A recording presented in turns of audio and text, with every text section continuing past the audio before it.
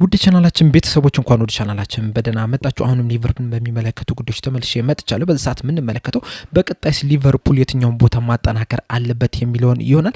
በእናንተ ሀሳብ የትኛው ቦታ መጠናከር መቻል አለበት? መልሳችሁን እንዳለ ኮሜንት ሴክሽን ላይ በመጻፍ አሳውቁኝ። ሰብስክራይብ፣ ላይክ፣ ሼር ያደርጋችሁ የቻናሉ ቤተሰብ እንድትሆኑ በአክብሮት ተጠይቃለሁ። አሁን በቀጥታ ወደ ያስኩላችሁ ጉዳዮች እገባለሁ። አብራችሁኝ ቆዩ። እንደሚታወቀው እንግዲህ የርገን ክሎፕ ከወጣ በኋላ አሰልጣኝ አርነ ስሎት በአሰልጣኝነት ተሾመዋል እና ባለፈው ሲዝን እንግዲህ የፕሪሚየር ሊጉን ዋንጫ ማሸነፍ ችሏል። ይህንንም ሲያደርጉ እንግዲህ አንድ ተጫዋች ብቻ ነው ማስፈረም የቻሉት፣ እሱም ፍሬድሪኮ ኬዛ ነው። በእርግጥ እሱ ራሱ ብዙ የመጫወቻ እድል ያገኘ ተጫዋች አይደለም። በፕሪሚየር ሊጉ 6 ጊዜ ብቻ ነው መጫወት የቻለው። አንድ ጊዜ ብቻ ይመስለኛል በቋሚነት ራሱ መጀመር የቻለውና ያን ጊዜ በደንብ አላጠናከሩትም ነበር። የርገን ክሎፕ ሰርተውት የሄዱትን ቲም በመጠቀም ነው እንግዲህ ዋንጫውን ማሸነፍ የቻሉት።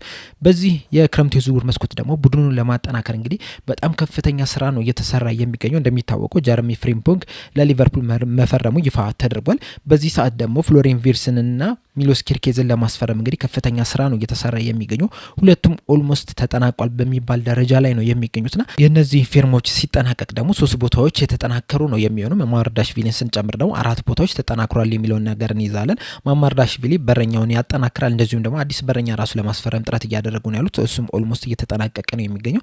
ነገር ግን ያለ ፊውቸር ነው እንጂ ለቀጣይ ሲዝን አይደለም ነው እየተባለ የሚገኘው። የፍሪምፖንግ ደግሞ ትሬንት አሌክሳንደር አርኖልድ ትቶት የሄደውን ቦታ የሚያጠናክር ይሆናል። ሚሎስ ኪርኬዝ ሲመጣ ደግሞ የግራ ክንፍ ተከላካይ መስመሩን የሮበርትሰን ቦታውን እንግዲህ የሚያጠናክር ይሆናል። እንደዚሁም ደግሞ ፍሎሪን ቪርስ የሱም የኮንትራት ሁኔታ ሲጠናቀቅ ደግሞ የሊቨርፑልን 10 ቁጥር ቦታ ላይ ያለውን ችግር ይቀርፋል ተብሎ ነው የሚጠበቀው። ስለዚህ 3 ቦታዎች የተጠናከሩ ይሆናሉ።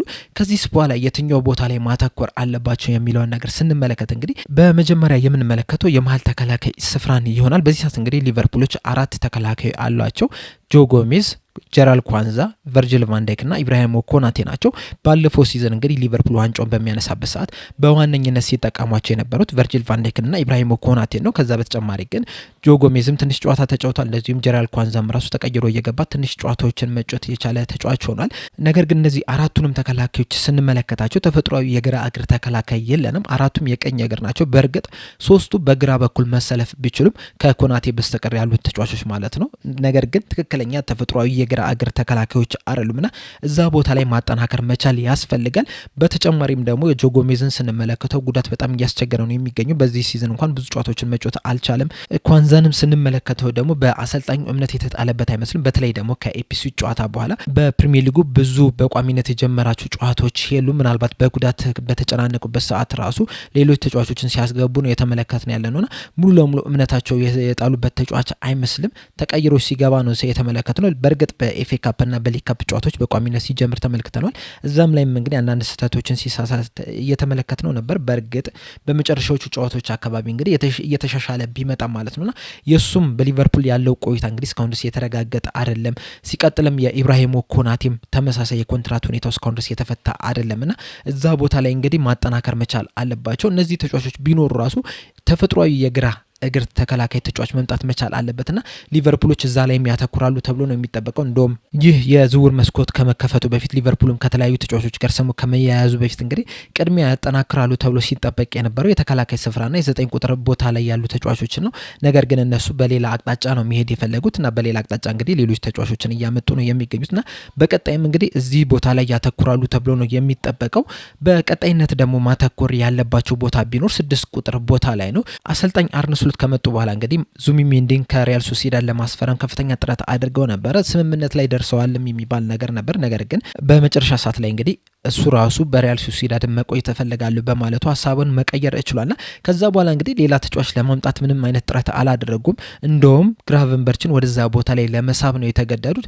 አሰልጣኝ አርነ ስሎትም እንግዲህ ግራቨንበርችን ደብል ፒቮት ከማካሊስተር ጋር በማጣመር የፕሪሚየር ሊጉን ዋንጫ ማሳካት ችሏል። እንደዚሁም ደግሞ ግራቨንበርችም የአመቱ ምርጥ ወጣት ተጫዋች የሚባለውንም ሽልማት ማግኘት የቻለ ተጫዋች ነው። የአመቱ ምርጥ ቡድን ውስጥም ራሱ ስብስብ ውስጥ መግባት የቻለ ተጫዋች ነውና ድንቅ የሚባልን ጊዜን ማሳለፍ ችሏል። ነገር ግን ደግሞ ትክክለኛ 6 ቁጥር ተፈጥሯዊ 6 ቁጥር የምንለው አይነት ተጫዋች አይደለም። በእርግጥ የራሱ ኳሊቲ ያለው ተጫዋች ቢሆንም እንደዚሁም ደግሞ ባለፈው ሲዘንም ምርጥ የሚባል እንቅስቃሴ ቢያደርግም ነገር ግን ትክክለኛ 6 ቁጥር ተፈጥሯዊ 6 ቁጥር የምንለው ተጫዋች አይደለምና እዛ ቦታ ላይ እንግዲህ የተለያዩ ተጫዋቾችን ማምጣት መቻል አለባቸው፣ ማጠናከር መቻል አለባቸው።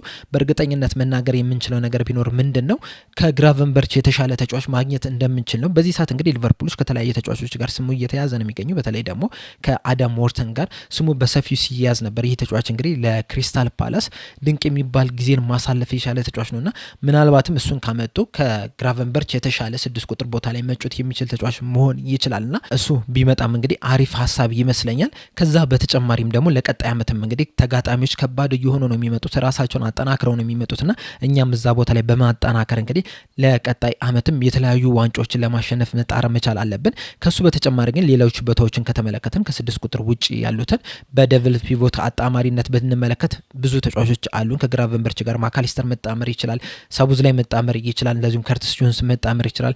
10 ቁጥር ቦታ ላይ ከተመለከት ነው ደግሞ ፍሎሪን ቪርትስም ሊመጣ ነው፣ እንደዚሁም ሳቡዝ ላይ መጫወት ይችላል።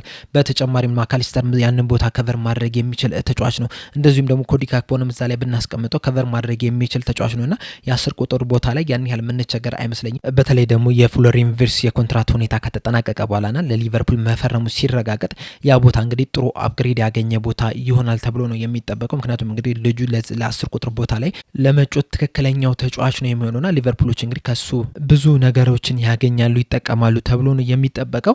በቀጣይነት የምንመለከተው ደግሞ በተለይ በዋነኝነት መጠናከር ያለበት ቦታ 9 ቁጥር ቦታ ላይ ነው። ሊቨርፑል እንግዲህ ላለፉት ቀደም ላሉት አመታት እዛ ቦታ ላይ ሲቸገር አልተመለከትነውም። እነ ሱዋሬዝ ያለፉበት ነው፣ ቶሬዝ፣ ፎለር፣ ኦይን እና የተለያዩ 9 ቁጥር ቦታ ላይ መጫወት የሚችሉ ተጫዋቾች በሊቨርፑል አልፏል።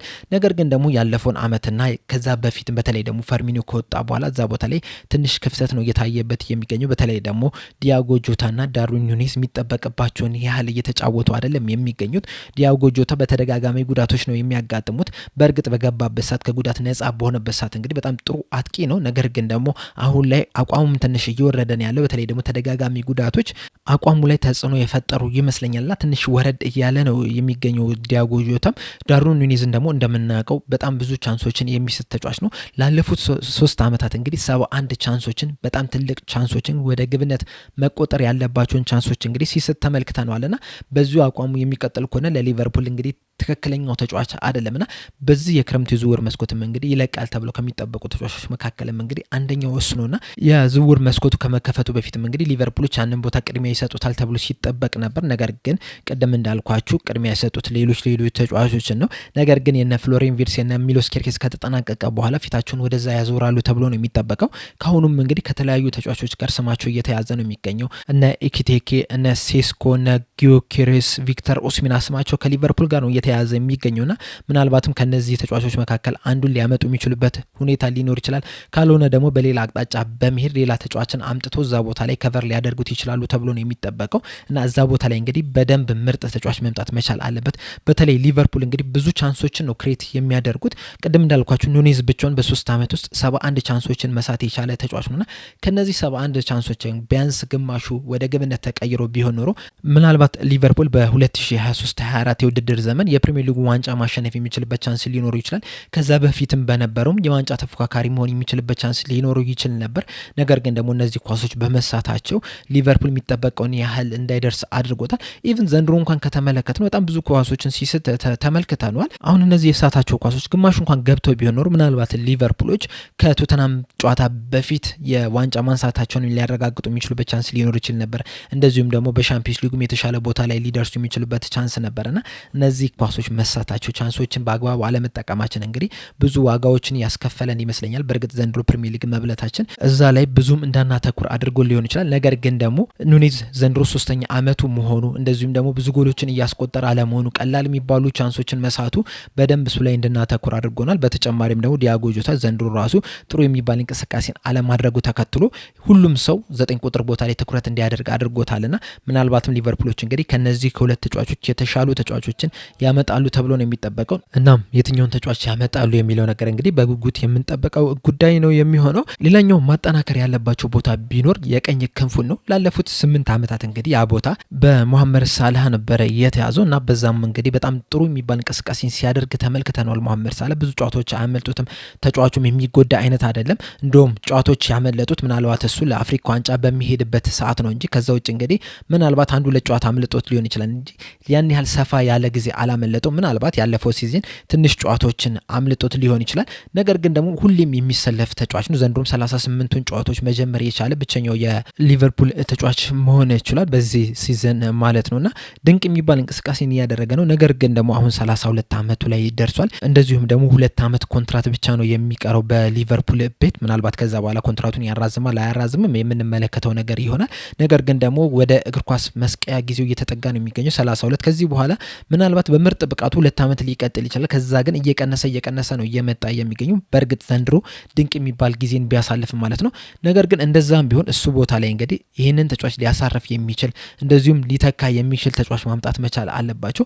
በዚህ ሰዓት ከተለያዩ ተጫዋቾች ጋር ስማቸው እየተያዘ ነው የሚገኘውና ጥሩ የሚባል ተጫዋች ወጣት የሚባል ተጫዋች በማምጣት ከመሐመድ ሳላህ ስር እየተማረ ከዛ በኋላ የመሐመድ ሳላህን ቦታ ሊተካ የሚችል ተጫዋች ማምጣት መቻል አለባቸው ብዬ አስባለሁ። ምናልባት ቀጣይ ዓመት እኮ መሐመድ ሳላህ እንደ ዘንድሮ ሲዝን ላይሆን ይችላል። ምናልባትም ሊቀንስ ይችላል። ምናልባት ጉዳት ሊያጋጥሙ ይችላልና በዛ ሰዓት እንግዲህ ያንን ቦታ መተካት መቻል አለብን። በተጨማሪም ቀጣይ ዓመት ይመስለኛል የአፍሪካ ዋንጫ አለና በዛ ሰዓት እንግዲህ መሐመድ ሳላህ ለአንድ ወር ቢያንስ ከሊቨርፑል የሚለይ ይሆናልና በዛ ሰዓትም እንግዲህ ያንን ቦታ ከቨር ሊያደርግ የሚችል ተጫዋች ማምጣት መቻል አለባቸው። አሁን ባለቀው ሲዝን እንግዲህ አሰልጣኝ አርነ ስሎት ያንን ቦታ በኤሊየት በኬዛ እንደዚሁም ደግሞ በሳቡዝ ላይ ያንን ቦታ ከቨር ለማድረግ ሲሞክሩ ነበር። ነገር ግን ያን ያህል ውጤታማ የሆነ አይደለም ያ ስትራቴጂያቸውና ከዛ የተሻለ ትክክለኛ ተፈጥሯዊ የግራ እግር ተጫዋች ማምጣት አለባቸው ብዬ ነው የማስበው። ምናልባት እንግዲህ ከ19 እስከ 20 ዓመት ባለው እድሜ ውስጥ ያለ ተጫዋች ቢያመጡ ጥሩ ይመስለኛል። ምክንያቱም 2 ዓመት አለ መሐመድ ሳላህ የሚቆይበት። በእነዚህ 2 ዓመታት ይህ ተጫዋች እንግዲህ ከመሐመድ ሳላህ እየተማረ ልክ መሐመድ ሳላህ ከሊቨርፑል ሲወጣ የሱን ቦታ ከቨር ማድረግ ይችላል። አሁን ለምሳሌ 19 ዓመት ወጣት ተጫዋች ቢመጣ በ2 ዓመት ውስጥ ወደ 21 ይደርሳል። ከዛ በኋላ ያንን ቦታ ከቨር ማድረግ የሚችልበት አቋም ውስጥ ሊገኝ የሚችልበት ቻንስ አለና እንደዛ ቢያደርጉ የተሻለ ይመስለኛል። ካልሆነ ደግሞ ቤንዶከን ተመልክቶ በዚህ በፕሪሲዝን ውድድር ላይ እሱን ተመልክቶ እሱ ለሊቨርፑል ይሆናል ብለው ካሰቡ እሱን ተጫዋች ቀጣይ ዓመት ላይ ለውሰት ባለመስጠት ያንን ቦታ ከቨር እንዲያደርግ ተቀይሮ እየገባ እንዲጫወት በማድረግ ከዛ በኋላ የመሐመድ ሳላህን ቦታ ሙሉ ለሙሉ ከቨር እንዲያደርግ ማድረግ የሚቻልበት ቻንስ አለ ብዬ አስባለሁ። እነዚህ እንግዲህ በቀጣይ ትኩረት መሰጠት ያለባቸው ዋና ዋና ቦታዎች ናቸው።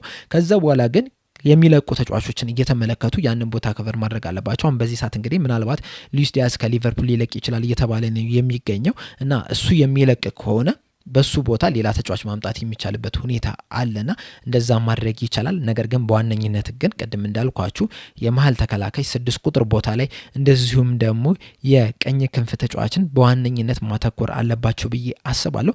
እናንተስ በዋነኝነት የትኛው ቦታ መጠናከር አለበት ብላችሁ ታስባላችሁ?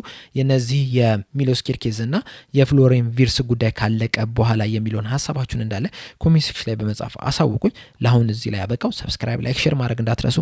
በቀጣይ በሌላ እስከምንገናኝ ድረስ ቻው።